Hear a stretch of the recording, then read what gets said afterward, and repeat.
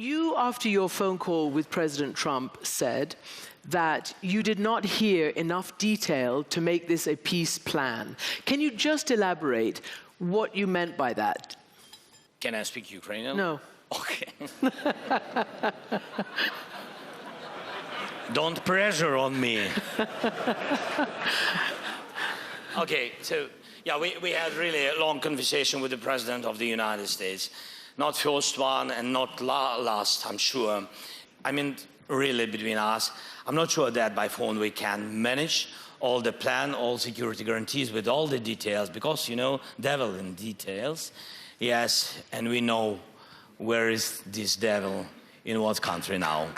Yes, that's why we have to stop him, to stop Putin, and it's very important for me. That's why the atmosphere of our discussion is good, but really it's always good. Yes, but we need urgent, very concrete steps, and I think we have to work on it. Our teams, well, we began, but I think that we have to start immediately to do more deep decisions. We'll get into that in a moment, but you did also have a separate conversation with Vice President J.D. Vance. We have to bring up that in 2022, J.D. Vance said he didn't, and this is a quote, "I don't care what happens to Ukraine one way or another."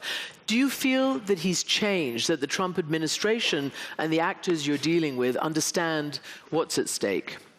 I'll be honest, we have to work on it. All of us, not only me. Me is not enough, really.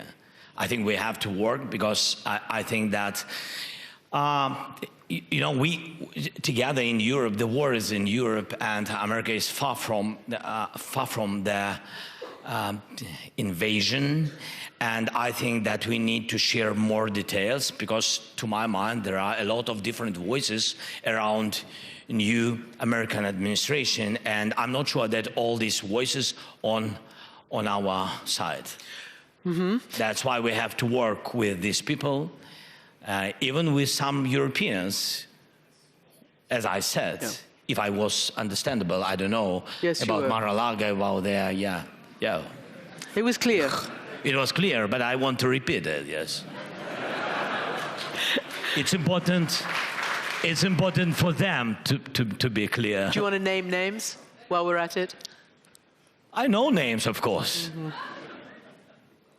I'm not sure that it's, yeah. Let's just get back to President Trump. At a press conference... You said about Orban. Oh, sorry.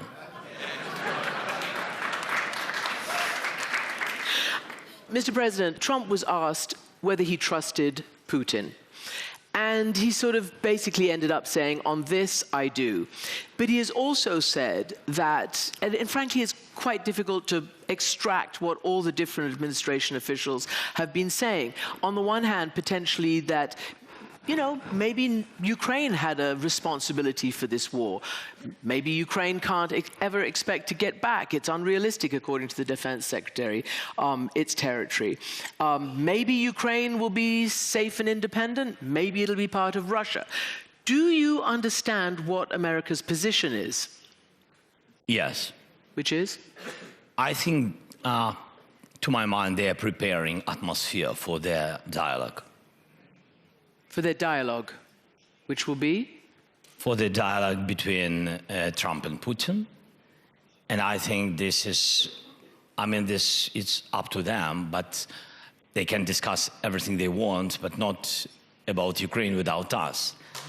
And that's why, in this case, especially in this case, I think it's a little bit dangerous. That's why I said that we need to talk more with the president, and to talk more with his people, with his teams. We had good conversation, and I think that I opened some new details for Vice President. That's why I said we need, it's not waste time. It's really very important, I think, diplomatic investment for the future, just and lasting peace for Ukraine. You said Putin doesn't want peace. I mean, you just said it loud and clear here. It's true. So what is the dialogue? And have you convinced the Americans that A, Ukraine has to be at the table, and B, I guess the Europeans have to convince them that they have to be on all the levels, on all the levels, we directly, yes, very directly, send these messages that we have to prepare security guarantees like a main part of the stopping Putin and stop this war, and very important, essential, and we say that it can't be without us, and that's why I don't know if we don't have, from my point of view, if we don't have for today common plan, it means for me that United States doesn't have. Because if they have something, it's not about us. First of all, we have to make a plan with you, I said to the president. It was the day when he had phone calls with Putin and with me. And first with him and then with us. And how did that sit with you? No, I said that... But first with Putin and then with you? Oh, I'm not happy. Yes, but I think that more dangerous if first meeting will be with Putin and then with Ukraine.